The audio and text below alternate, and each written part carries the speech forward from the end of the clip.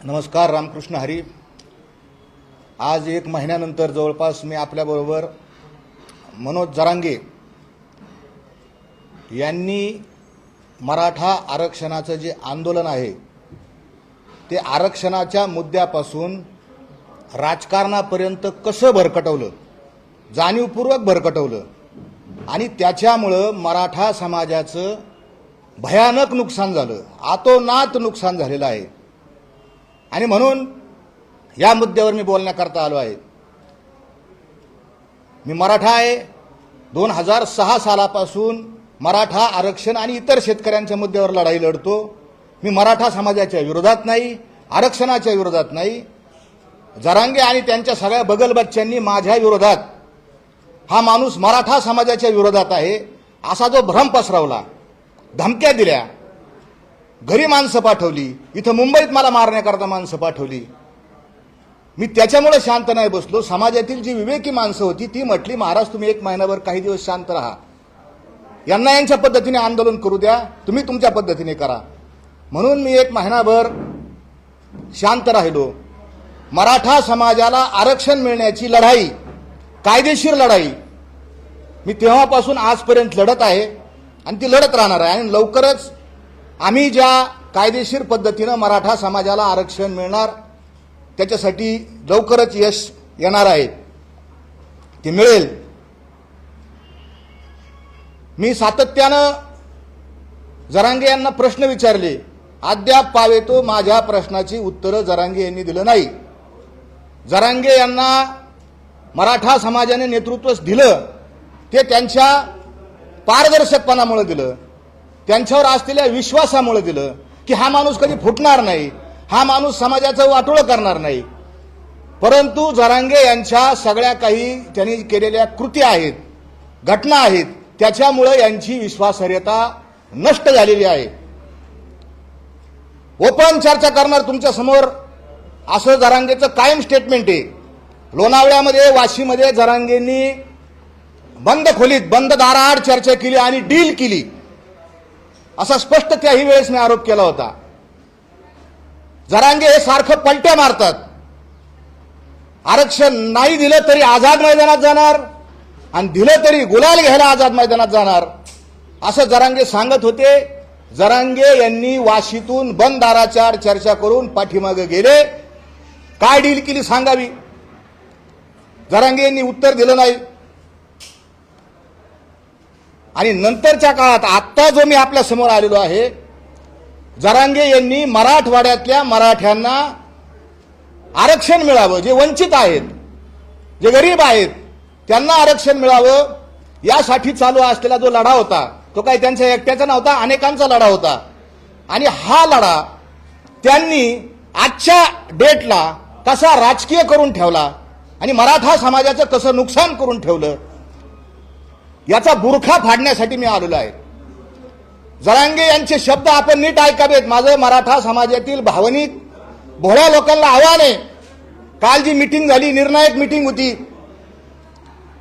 परवा दिवशी, आणि या मीटिंगमध्ये जे सच्चे मराठे गेले होते त्या सच्च्या मराठ्यांनी मनोज जरांगे यांना निघताना शिव्या दिलेल्या आहेत. त्या शिव्या रेकॉर्डेड आहेत. आम्हाला इथं झक मारायला बोलवलं का, उन्हातानात बोलवलं का, अशा पद्धतीनं मराठा समाजाच्या लोकांनी त्यांच्यावर आगपाखड केलेली आहे.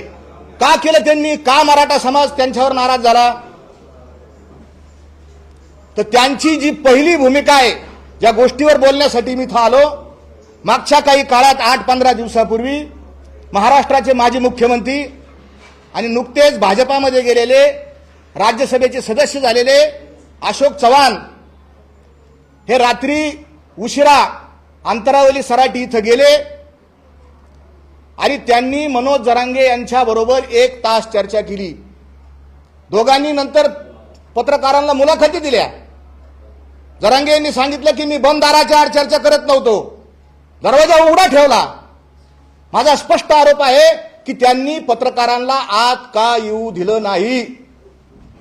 तुम्ही ओपन करता चर्चा, तुम्ही पारदर्शक आहात, काय चर्चा केली? बरं तुम्ही असं म्हणले मी फेस टाईमवर बोलतो, मी मुख्यमंत्र्यांसंग फेस टाईमवर बोललो, मी उपमुख्यमंत्र्यांसंग फेस टाईमवर बोललो आणि मोबाईल ठेवून आम्ही रेकॉर्डिंग केल्या मुख्यमंत्र्याच्या उपमुख्यमंत्र्याच्या. मग तुम्ही अशोक चव्हाण यांच्याबरोबर काय चर्चा केली याची तुम्ही रेकॉर्डिंग केली असेल, ती रेकॉर्डिंग समाजासमोर तुम्ही जाहीर करावी, व्हायरल करावी. जरांगे म्हणतात समाज माझा मायबाप आहे. मी समाजाच्या पुढे एक शब्द जात नाही, समाजाचंच मी ऐकतो, समाज मला सांगन तसं मी करतो. मग समाजानं निर्णय घेतला होता की प्रत्येक मतदारसंघामध्ये 1000 फॉर्म भरून ही निवडणूक ईव्हीएम वरून बॅलेट पेपरवर आणायची. हा जिल्हा पातळीवर प्रत्येक समाजाने निर्णय घेतला होता. मग हा निर्णय जरांगे यांनी कालच्या अंतरावली सराटी येथील मीटिंगमध्ये बदलला. का बदलला? समाज म्हणत होता असं करू, तुम्ही नाही बदलला. आणि का बदलला माहितीये का? तर हे जे माजी मुख्यमंत्री अशोक चव्हाण त्यांच्याकडे गेले, बंद खोलीत त्यांनी चर्चा केली आणि त्यांनी हा निर्णय डील करून बदललेला आहे असा माझा त्यांच्यावर आरोप आहे. काय डील केली तुम्ही? का निर्णय हा बदलला? मराठा समाज फॉर्म भरायला तयार होता, तुम्ही का बदलला? निर्णायक मीटिंग होती. काय निर्णय घेतला तुम्ही? खपाखपा मतदान करा. खपाखपा? कोणला खपाखपा मतदान करायचं? काहीच नाही. काही लोकांनी अक्षरशः ती मीटिंग उधळून लावलेली आहे. आपल्या सगळ्या मीडियावरती लोक उठले. जरांगे यांचं समाज आता ऐकत नाही. जे लोक तिथं लाभार्थी म्हणून गोळा झाले, ज्यांना काहीतरी फायदा राजकारणातला पाहिजे, ते लोक फक्त आज त्यांच्या पाठीमागे उभा आहेत. सगळा भोळा भाबडा माझा मराठा समाज हा जरांगे यांच्यापासून यांच्या सगळ्या कार्यपद्धतीवर नाराज होऊन त्यांना आता बोलत आहे. मुळातच मनोज जरांगे यांची लढाई ही गोरगरीब गरजवंत मराठ्यांच्या लेकरा बाळासाठी नव्हती. कोणासाठी जरांगे लढत होते? तर ज्यांना गावात ओबीसीच्या कोठ्यातून सरपंच व्हायचं होतं, ज्यांना ओबीसीच्या कोठ्यातून जिल्हा परिषद, पंचायत समिती, नगरसेवक व्हायचं होतं, अशा गावातल्या 4-10 लोकांसाठी मनोज जरांगे यांची लढाई होती. मनोज जरांगे यांची लढाई ही राजकीय होती. ही गरजवंत गरीब मराठ्यांच्या लेकरा बाळासाठी नव्हती आणि असणारही नाही. काल त्यांनी जे त्या मीटिंगमध्ये जाहीर केलं की आता प्रत्येक मतदारसंघात आम्ही एक मराठ्याचा उमेदवार देणार आणि तुम्ही गावोगाव जा आणि ते उमेदवार ठरवा, गावगाव मिटिंगा घ्या. ह्या मनोज जरांगेंनी मराठा समाजाचं एवढं अतोनात नुकसान केलंय. यांनी मराठा आणि ओबीसींच्या भांडणं लावलेत, मनात द्वेष तयार केला. हा द्वेष लवकर भरून येणार नाही. लायकी शब्द काढून बाबासाहेबांच्या अनुयायाला यांनी दुखवलं. आदिवासींच्या आरक्षणामध्ये नसताना डोकं घालून आदिवासींना यांनी दुखवलं. यांनी अनेक जाती, फडणवीसांची जात काढून त्यांनाही दुखवलं. शत्रू तयार करायचं काम हा माणूस करतोय. काय फायदा झाला? काय मिळालं? मराठा तरुणांवर गुन्हे दाखल झाले. हे आंदोलनाचं फलित आहे. काय मिळालं? द्वेष तयार झाला. गावागावात भांडणं लागले. पिठाच्या गिरणीवर सुद्धा लोक दळायला जात नाही. ह्या गिरणी ओबीसीची आहे ना, इकडे जायचं नाही. ही मराठ्याची गिरणी नाही. इतक्या खालीपर्यंत हे विष पसरलं गेलेलं आहे. म्हणून मराठा समाज त्यानं चुकीच्या पद्धतीनं जाऊ नये यासाठी आम्ही या ठिकाणी एकत्र आलोय. 30 तारखेला आता मनोज जरांगे तिकीट वाटप करणार आहेत. 17 ते 18 मतदारसंघात एक अपक्ष उमेदवार देणार आहेत. कोणाचा फायदा होणार याच्यातून? कोणी सांगितलं तुम्हाला एक उमेदवार द्या? काय डील झाली तुमची? तुम्हाला अशोक चव्हाण साहेबांनी सांगितलं का तुम्ही एक उमेदवार द्या? मग त्या एक उमेदवाराच्या मागे मराठा समाज राहिला तर कोणाचा फायदा होतो? ही त्यांची पहिली डील. आणि आता त्यांची दुसरी डील चालू आहे अंधारात. महाविकास आघाडी संघ मी आता अपक्ष उमेदवार उभा करणार नाही, मी हे सगळे उमेदवार खाली बसवतो, अशी त्यांची चर्चा. आणि 30 तारखेला ते सांगणार की आता मी अपक्ष देणार नाही. हा फक्त माणूस हा डील करतोय आणि हे सांगण्यासाठी आम्ही याच्याकडे आलो. 1000 फॉर्म भरा हा निर्णय त्यांचाच.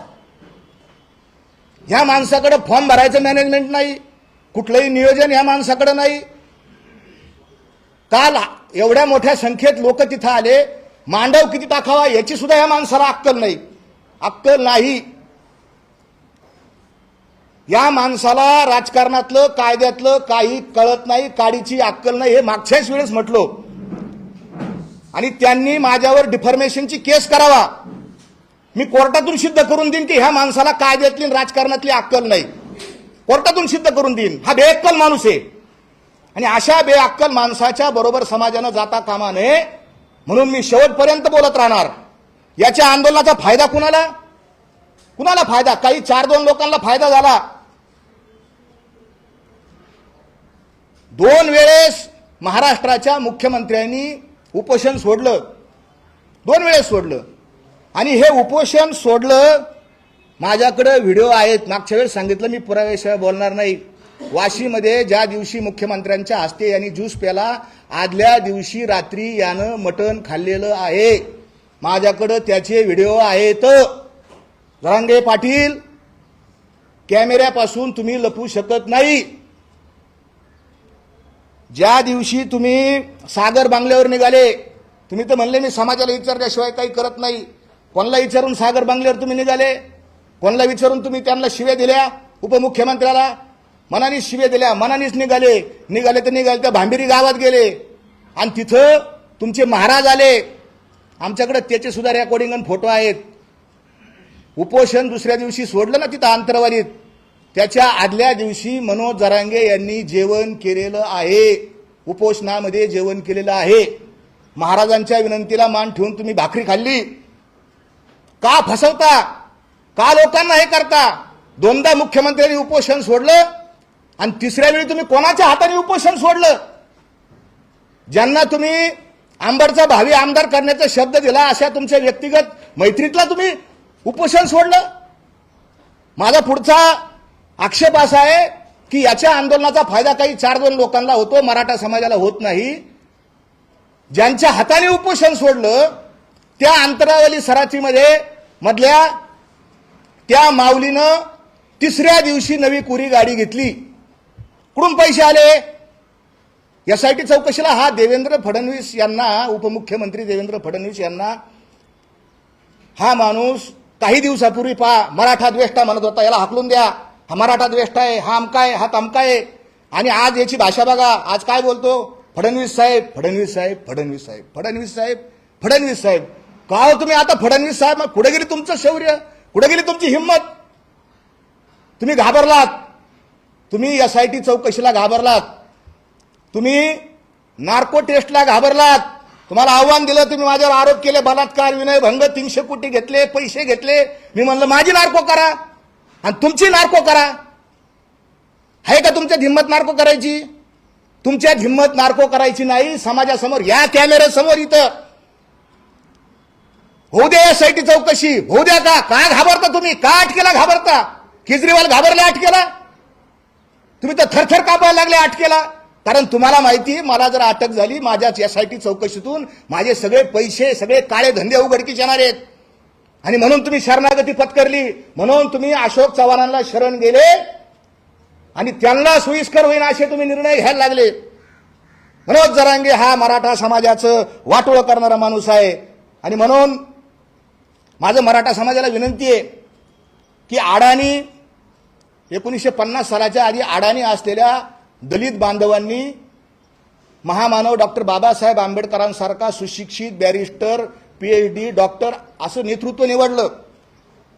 अज्ञानी लोक होती, गरीब होती, भोळी होती, भाबडी जनता होती. त्या अस्पृश्यांनी बाबासाहेबांचं नेतृत्व स्वीकारलं. आज त्यांची प्रगती कुठं झाली?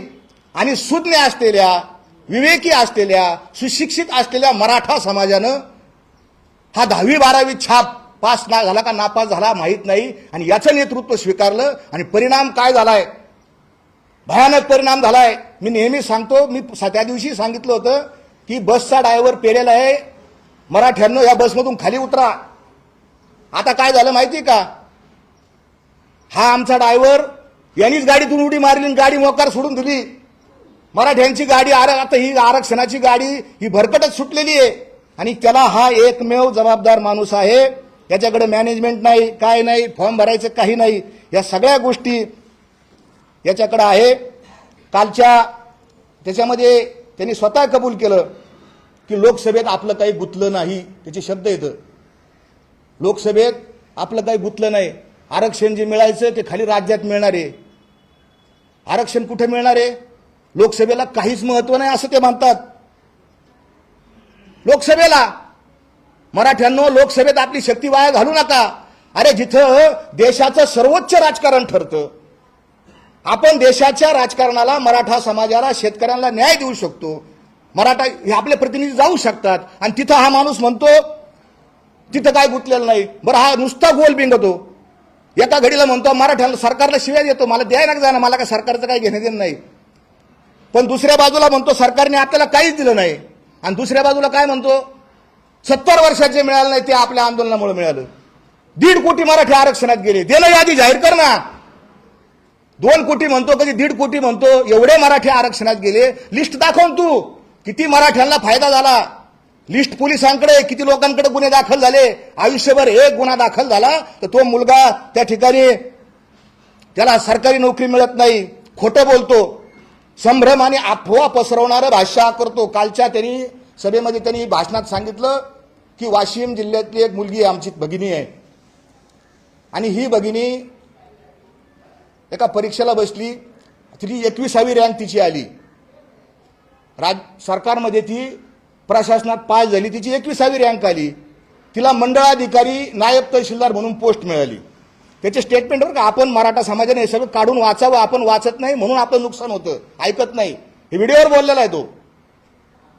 माझं ती मुलगी 21वी आली, मंडळाधिकारी होणार होती आणि तिला आपल्या आंदोलनामुळे तिला कुणबीचं सर्टिफिकेट सापडलं. आणि काय चमत्कार झाला, तिची 2री रँक आली आणि ती कलेक्टर झाली. इतका कुठं मूर्खपणा असतो का? मंडळाधिकाऱ्याची डायरेक्ट कलेक्टर, IAS दर्जा. हा माणूस मराठा समाजाला इतके भ्रामक स्वप्न दाखवतो आणि त्याच्यातून याची अधोगती हा समाजाची करणार आहे. यानं डील केलेली आहे, यानं सिटिंग केलेली आहे आणि ती सिटिंग समाजाच्या लक्षात यावी म्हणून आज आम्ही या ठिकाणी आलेलो आहे. सगळे सोयरे, सगळे सोयरे, सगळे सोयरे.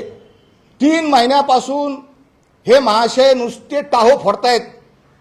सगळे सोयऱ्याला आरक्षण मिळालं पाहिजे म्हणून मी शेवटची प्रेस घेतली.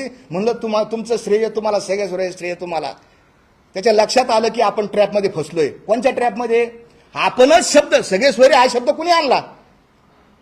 सगळ्या सोयऱ्यांना आरक्षण मिळावं हा कुणी आणला? हा मनोज जरांगे यांचा शब्द आहे. आणि कालच्या मीटिंगमध्ये काय म्हणले माहिती की ते सगळे सोयरे हा शब्द न्यायाधीशांचा आहे. नीट ऐका, आपण सगळे सोयरे हा शब्द न्यायाधीशांचा. अरे सगळे सोयरे तू आणलं बाबा, तू सगळ्या सोयऱ्याला आरक्षण दे. न्यायाधीशावर का ढकलतो? न्यायाधीश तर बिचारे प्रयत्न करत होते संविधानिक कायदेशीर मार्गाने ओबीसीला काही धक्का न लागता, कोणाला त्रास न होता, ते सगळे न्यायाधीश, ते सगळे अभ्यासक प्रयत्न करत होते. आणि माझी अशीच भूमिका आहे. मराठा समाज हा देणारा समाज आहे. गोरगरिबाच्या ताटातली भाकरी खाण्याची पद्धत, संस्कृती ही मराठ्यांची नाही. गरिबाचं हिसकून घेण्याची संस्कृती ही मराठ्यांची नाही.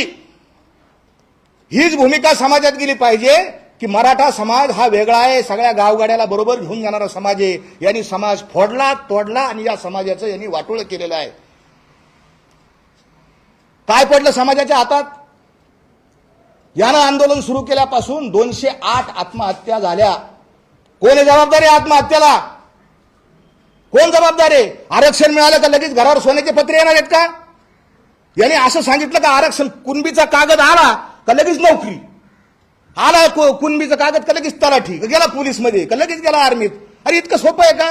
ज्यांना आरक्षण मिळालं त्यांचं 208 आत्महत्या झाल्या. अजूनही मुलं करतात.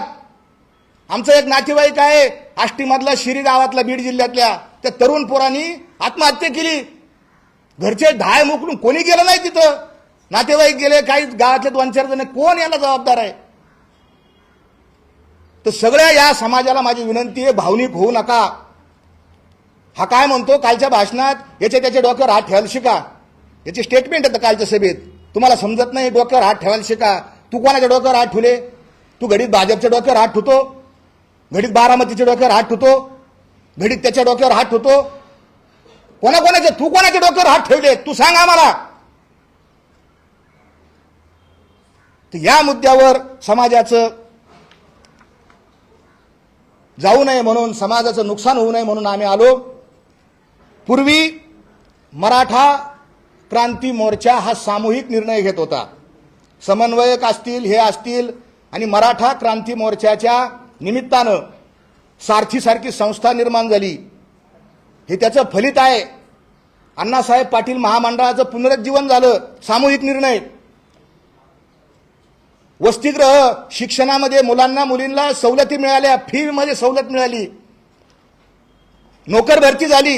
हे मराठा क्रांती मोर्चाचं फलित आहे. एक दोन त्या समन्वयक पण नालायक लोक निघाले, त्याच्यात काही शंका नाही. असतातच पाची बोटं हाताला सारखी असत नाहीत. पण मिळालं काय आणि ह्यांच्या ह्याच्यातून मिळालं काय?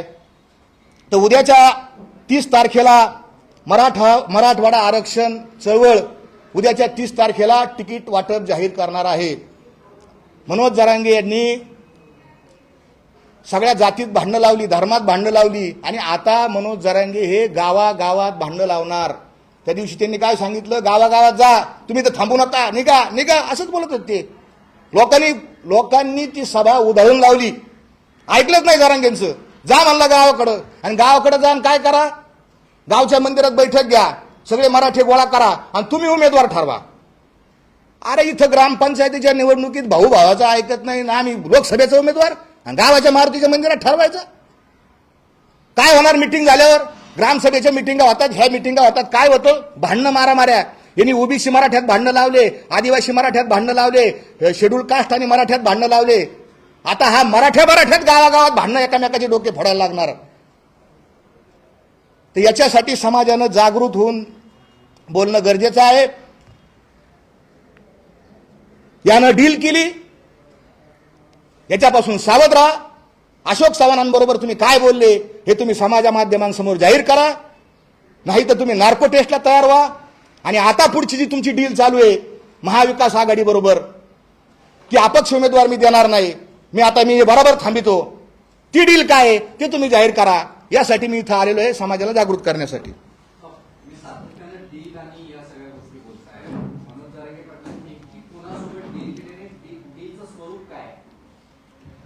तेच तर मी म्हणतो ना, की मनोज जरांगे यांनी अशोक चव्हाण जे महाराष्ट्राचे माजी मुख्यमंत्री आहे, खरं तर त्यांनी विचारायला पाहिजे होतं चव्हाण साहेबाला, की तुम्ही मुख्यमंत्री असताना तुम्ही काय केलं बाबा मराठा समाजाच्या आरक्षणासाठी, ते त्यांनी विचारलं नाही. मागच्या महाविकास आघाडीच्या सरकारच्या काळात मराठ्यांचं आरक्षण जे सुप्रीम कोर्टात चालू होतं, तिथं मंत्रिमंडळाची उपसमिती झाली आणि त्या उपसमितीचे अध्यक्ष अशोक चव्हाण होते. ते आरक्षण गेलं, ते टिकवता नाही आलं. मनोज जरांगे त्यांना जाब विचारायला पाहिजे होता, त्यांना जाब विचारला नाही. हे कशासाठी गेले ते चव्हाण साहेब? आधी म्हणले सरकार म्हणून आले, त्यांचे शब्द ऐका, आणि नंतर काय म्हणले ते, की ते समाज म्हणून आलेत. मग इतके दिवस कमून नाही आले समाज म्हणून? इतके दिवस आम्ही गुन्हे दाखल करून घेतले, लाठ्या काठ्या घेतल्या, मग इतके दिवस काय समाज म्हणून आले नाही? आता सरकारमध्ये कसं काय गेल्यावर आले? आणि काय तुम्ही बोलले तुम्ही जाहीर करा ना. तुम्ही पारदर्शक आहेत ना. डील झाली जे म्हणतो ना मी, काय डील केली तुम्ही सांगा ना. 1000 फॉर्म भरायचे तुम्ही कॅन्सल केले, काय कशासाठी केले? काय ठरलं तुमचं? काय गुप्तगुकिरी तुम्ही दरवाजा उघडा ठेवला? त्यांनी बोलताना लय हुशार छातीर माणूस आहे, चतुर आहे जरांगे. बंद दाराआड, लोणावळ्यात बंद दाराआड चर्चा, वाशीत बंद दाराआड चर्चा, इथं अंतरावरीत त्यांनी काय केलं? दरवाजा उघडा ठेवला. पण तुम्हाला आतमध्ये येऊन दिलं का पत्रकार बंधूंना? ज्या मीडियाच्या जोरावर, मीडियाच्या ताकदीवर जरांगे हे मोठे झाले, त्या मीडियाला दाराच्या बाहेर ठेवलं नाही यांनी. ठेवलं का नाही साहेब? तुम्ही सांगा. का नाही तुम्ही आतमध्ये? का होऊ द्या ना चर्चा. चव्हाण साहेब इथं बसलेले, मनोज जरांगे इथं बसले, काय चर्चा झाली? डील झाली तुमच्या, डील. ती तुम्ही काय त्यांना त्यांच्यावर मी आरोप केलाय. काय स्वरूप आहे डीलचं? स्वरूप काय? कशाच्या संदर्भात? म्हणजे तुम्ही म्हणताय की 1000 फॉर्म बनणार होते, ते मागे येते, आता अशोकपणे भाजप सोबत आहे. डीलचं स्वरूप काय? डीलचं स्वरूप 2-3 मी फक्त लॉजिक लावतो. शक्यता जिथं पुरावा आहे ना, मी म्हणलं ना हा मटण खात होता, माझ्याकडे व्हिडिओ येतो, तिथे पुरावाची माझ्याकडे. काय डील झाली यांच्यात? का अशोक चव्हाण गेल्यानंतरच निर्णय बदलला ना. मग डील काय असू शकते, माझ्यावर जे गुन्हे दाखल केले एसआयटी, माझी एसआयटी सॉफ्ट करा, असं असू शकतं. किंवा अजून काही देवाणघेवाण, डील काय होती हो, सौदा काय होतो, काहीतरी सौदाच होतो ना. एक तर तो वाचायचा सौदा असेल किंवा काहीतरी लेनदेन असेल, यांनी जाहीर करावं त्यांनी, नाही तर त्यांनी नार्को करावी समोर, म्हणजे आपोआप जाहीर होईल. तिलगी कसा पोपटावाने बोलत होता तसं जाहीर होईल. तुम्ही मागच्या केसेसमध्ये 2 वेळा आरोप केले की त्यांच्या मेहुण्याला जेसीबी खरेदी केले, लाखो रुपये, कोट्यावधी रुपयांची तिथे देवाणघेवाण झाली, त्यावेळी सुद्धा पुरावे तुम्ही दिले नाही किंवा तशाबद्दल कुठलाही पुरावा तुम्ही मांडला नाही. आता तुम्ही म्हणताय की अशोक चव्हाण यांच्यासोबत भेटीगाठी होत आहेत, डील होते, तर मग अशोक चव्हाण भाजपात आहे, त्यांची भाजपच्या नेत्यांसोबत डील होते असं म्हणणं नाही. मागच्या वेळेस मी आरोप केले होते, त्या आरोपाचं त्यांनी खंडन केलेलं नाही. मुळात त्यांनी कुठलंही खंडन केलं नाही. या साईटीकडं त्याचे सगळे पुरावे गेलेले आहेत. कोणाच्या जो माणूस दुसऱ्या तिथं शेतामध्ये कामाला जातो, तो माणूस अचानक 1.25 कोटीचं कसं काय घेऊ शकतो, याचं संशोधन मी सांगितलं ना. कुणी असू द्या, ते संशोधन करा. अचानक जर मी उद्या जर हेलिकॉप्टर घेऊन हिंडायला, तुम्ही काय म्हणता? तुम्ही जर आरोप करताय तर ते आरोप पुरावे असणं गरजेचं आहे. तुम्ही 2-3 वेळा पत्रकार परिषद घेताय, तर त्या पत्रकार परिषद मला जे दिसलं, आरोप करणाऱ्याच्या कोणाच्या नावावरती काढली झालं, कशा पद्धतीनं खरेदी झालं, जेव्हा आपण एखादा आरोप करतो त्याला आपल्याकडे काही पुरावे लागतात. तुम्ही काहीच कागदोपत्री मांडत नाही. ते कागदोपत्री तुमच्याकडे काय आहे, म्हणजे ज्या पद्धतीने तुम्ही जेसीबी आणि या सगळ्यांच्या गोष्टीचा उल्लेख करताय, त्याचे कागदोपत्र काय आहे? हे पहा, मला जे दिसलं डोळ्याला, माझ्या डोळ्याला दिसलं ते मी आपल्यासमोर मांडलं. कागदपत्राचा पुरावा शोधायचं काम हे पोलिसांचं आहे आणि तिथंच त्यांची फसगत झाली. त्यांच्या लक्षात आलं की आता आपल्याला नमतं धोरण घ्यावं लागेल आणि म्हणून त्यांनी मी लॉजिक मांडलं साहेब तुमच्याबरोबर. आरोप केले, त्यांनी तर माझ्यावर काही आरोप केले, बलात्काराचा आरोप केला त्यांनी माझ्यावर. काय पुरावा दिला त्यांनी? माझ्यावर 300 कोटी रुपये मी मालक हे संपत्ती जमा केली, माझ्यावर आरोप केला.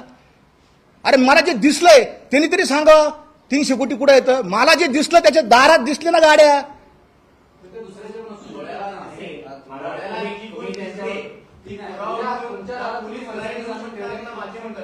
माझं म्हणणं आहे की पोलिसांनी त्याचा शोध घ्यावा आणि ती घेतायत शोध, बस. तुम्ही आज मटण खाल्ल्याचा आरोप केला, त्याचा काही व्हिडिओ आज दाखवू शकता, तो एक पुरावा आहे म्हणतात तुम्ही.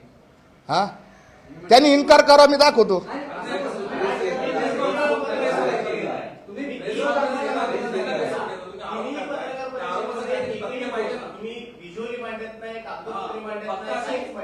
नाही, मी ज्या मुद्द्यासाठी इथं आलो आज, ऐका ना, मी ज्या मुद्द्यासाठी आलो तो मुद्दा फार महत्वाचा आहे. आता त्याचा एक मुद्दा मी सांगतो. जे सकारात्मक मुद्दे आहेत, मी आरोप केले हे केलेच, याच्यात दुमत नाही, याच्यात काहीही संशय नाही आणि मी त्याच्यापासून माघारी सुद्धा येणार नाही. तुम्ही जसं मला माझ्या माहितीप्रमाणे बाबा त्यांनी माझ्यावर आरोप केले, मी त्याच्यावर आरोप केले आणि हे शोधायचं काम कोणाचं आहे? हे पोलिसांचं काम आहे. तुम्ही म्हणता पुरावे द्या, मी त्या ठिकाणी पुरावे तुम्हाला तो निश्चित मात्र व्हिडिओ मात्र व्हायरल करीन मी, मटण खाता असल्याचा. पण तो व्हिडिओ कधीचा आहे, कुठल्या वेळेचा आहे? आता काय होईल? आता मी जर म्हणलं तर लोक म्हणतील तो व्हिडिओ कधी मागचा तरी कधीचा आहे, व्हिडिओ आहे. नाही, एक मुद्दा जो आहे, महत्वाचा मुद्दा आहे की मराठा आरक्षणाची जी लढाई आहे, जरांगे पाटलांची सांगितली, ही कधी गुलाल घेणार, कधी विजय उत्सव करणार, तर ती त्यांचं स्टेटमेंट तुम्हाला मी वाचून दाखवतो. या कायद्याच्या मार्फत हे जो कायदा काल बनलाय, अधिसूचना निघाल्या, याची अंमलबजावणी झाल्याच्या नंतर आणि याच्या मार्फत ज्याची नोंद मिळाली त्याच्या सोयऱ्याला एक प्रमाणपत्र मिळालं की मग विजयी सभा घेणार. जाहीर सभेचं काय? विजयी सभा घेणार, आता ते सांगितलं. विजयी सभा कुठं? रायगडाच्या ते मी वेळेवर डिक्लेअर करणार. तुम्ही अजून एक उत्तर नाही दिलं. एक प्रश्न असा आहे, त्या प्रश्नाचं तुम्ही उत्तर नाही दिलं. तुम्ही म्हणतात की अशोकराव चव्हाण यांच्या सोबत जी डील झाली, त्याचा अर्थ ती डील भाजपसोबत झाली का? त्या प्रश्नाचं तुम्ही अशोक चव्हाण हे पहा, ज्यावेळी महाविकास आघाडीमध्ये होते त्यावेळी काही मतभेद होते, त्यांच्यावरती मराठा समाजातील काही लोकांनी आरोप सुद्धा केले होते की त्यांनी व्यवस्थित बाजू सुप्रीम कोर्टामध्ये मांडली नाही, म्हणून सुप्रीम कोर्टात आरक्षण टिकलं नाही. आता त्याच गोष्टीसाठी अशोक चव्हाणला तुम्ही जबाबदार धरताय का? ते भाजपात आहेत, त्यांना तुम्ही स्वीकारताय? नाही, अशोक चव्हाण तिथं गेले ते हे सत्य आहे. त्यांनी बंद दाराच्या आड मिटिंग केली हे सत्य आहे. मराठा समाजाने 1000 फॉर्म भरायचा निर्णय घेतला होता, सामाजिक निर्णय होता, सामूहिक निर्णय होता, हे सत्य आहे. आणि अशोक चव्हाण गेल्यानंतर मनोज जरांगे यांनी कालच्या मीटिंगमध्ये तो निर्णय बदललेला आहे. दुसरं सत्य काय आहे की अशोक चव्हाण आणि मनोज जरांगे यांची काय चर्चा झाली 1 तासभर, ही चर्चा रेकॉर्डवर नाही. आणि हाच प्रश्न त्यांना विचारला आहे. तुमच्या भेटीनंतर तुम्ही निर्णय बदलला, मग तुम्ही राजकारण करता का? आरक्षणाची लढाई तुम्ही आता तिकीट वाटपापर्यंत आणून ठेवली ना. 30 तारखेला ते तिकीट वाटप करणार आहे. आपली लढाई काय चालू होती? तिथं आरक्षण मिळावं. आणि आता 30 तारखेला तुम्ही तिकीट वाटप करणार आहे. हे कुठं चाललंय हे सांगण्याकरता आलोय मी. पण अशोक चव्हाण सध्या भाजपात आहे. पण अशोक चव्हाण जर भेटायला गेले असतील तर ते त्यांच्यासाठी किंवा त्यांच्या वरिष्ठांच्या सांगण्याप्रमाणे किंवा नेत्यांच्या सांगण्याप्रमाणे गेले असतील. याचा तोटा मग कोणाला होते? भाजपला. हे नाही, हे समाजाने ठरवावं कोणाला ह्या जरांगे यांच्या भूमिकेचा तोटा आणि फायदा कोणाला होतो हे समाजाने ठरवावं. तुम्ही म्हणाला की अशोक चव्हाण यांच्या भेटीनंतर जरांगेंनी निर्णय बदलला, तर अशोक चव्हाण यांना त्यांच्या भेटीसाठी पाठवण्यातलं नेमकं कोण जबाबदार आहे आणि याचा तोटा खरंच भाजपला होईल म्हणून अशोक हे चव्हाण. मला असं वाटतं की हे प्रश्न आपण अशोक चव्हाण साहेबांना विचारायला पाहिजे होते. हा आम्ही अशोक चव्हाणांना सुद्धा विचारू. हा तुम्ही ज्या पद्धतीने मागणं मांडताय तसं ही डील भाजपसोबत आहे असं म्हणायचं का? अशोक चव्हाण आता भाजपमध्ये आहेत म्हणून. हे पहा, जरांगेंच्या जे 1000 उमेदवार अर्ज भरण्याचा जो काही निर्णय घेतला होता, सामूहिक निर्णय, हा. त्या निर्णयाचा तोटा भाजपला होणार होता का? आणि म्हणून अशोक चव्हाण जरांगेंना भेटायला गेले होते. स्पष्ट उत्तर द्या. निश्चितच मला असं वाटतं भाजपला तोटा होईल. होणार होता. जरांगे यांच्या भूमिकेमुळे आता साहजिक फायदा होऊ शकतो. जरांगेंनी फायदाच केला ना भाजपचा. सगळेच्या सगळे ओबीसी जरांगेंनी भाजपच्या तिकडे नेऊन घातले ना, शिव्या देऊन देऊन, द्वेष करून करून सगळे ओबीसी तिकडे गेले. जे गावगाडा चालू होता हात वाटा नाही का? पुढे आता आमच म्हणतो की आम्ही एकत्र येतो ना, आम्ही असं येईल तसं. काही एकत्र राहिलं नाही. सगळे ओबीसी त्यांनी तिकडे नेऊन घातलेले येतं. नुकसान केलं त्यांनी समाजाचं. आणि मी तथ्य ठेवलेत आपल्या समोर. म्हणजे जरांगे महाविकास आघाडीच्या विरोधात. अहो हा माणूस, ह्या माणसाला मी आधी सांगितलं, ह्या माणसाला आपण केलेल्या कृतीचे काय परिणाम होतात याची काहीच अक्कल नाही. हा कवाय पलटी मारतो, कधी इकडून कधी तिकडून, कधी इकडून कधी तिकडून. हा माझा आक्षेप आहे. हेच सांगण्यासाठी मी आलोय. तुमचे सहकारी आळेकर यांचा एक फोन कॉल व्हायरल झालाय. त्याच्यामध्ये तुम्ही आळेकर हा त्यांचा एक फोन कॉल व्हायरल झालाय, ऑडिओ क्लिप. हा.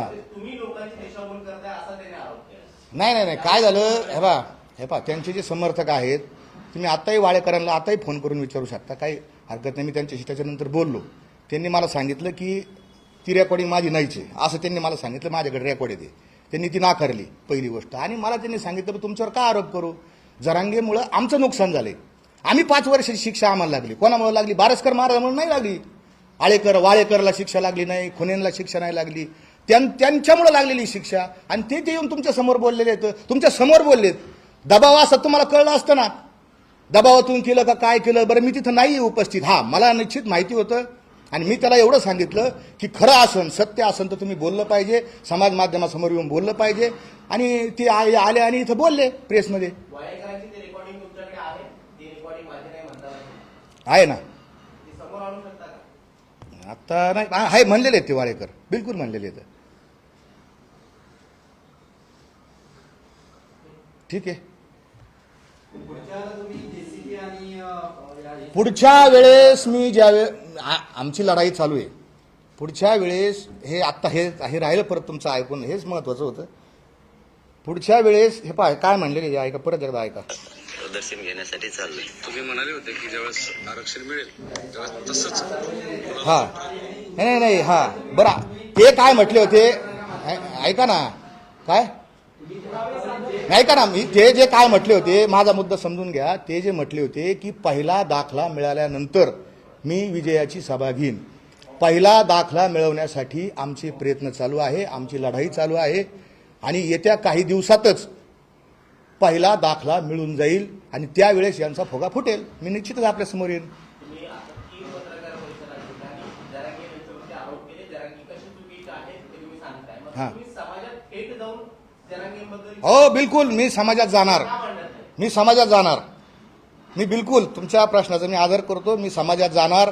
भलेही काही 10, 20, 50 माणसं असू, भलेही ती मला गोळ्या घालायला तयार असू, मला मारायला तयार असू, माझा संविधानावर, कायद्यावर विश्वास आहे. संविधानाने आम्हाला बोलण्याचं स्वातंत्र्य दिलेलं आहे. आम्ही बोलू शकतो. कुणीही कोणाची मुस्कटदाबी करू शकत नाही. मला जे सत्य गवसलं ते मी समाजासमोर जाऊन निश्चित मांडणार. तुम्ही कोर टीम मध्ये होतात याआधी असं तुम्ही म्हणाला होता. तुम्ही खरंच कोर टीम मध्ये होतात की सरकार आणि जरांगेंची जी काही कोर टीम होती त्याच्यामध्ये दुवा होण्याचं काम करत होता? कोर टीममध्ये मी होतो आणि निश्चितच त्या प्रशासनाकडे जातही होतो. मी दुवा साधण्याचं काम म्हणता येणार नाही, पण काही त्या सगळे सोयरे जे ड्राफ्ट असन, काही आसन, शासन निर्णय, त्याच्यामध्ये काही योग्य अयोग्य करण्यासाठी आम्ही जात होतो. ओके.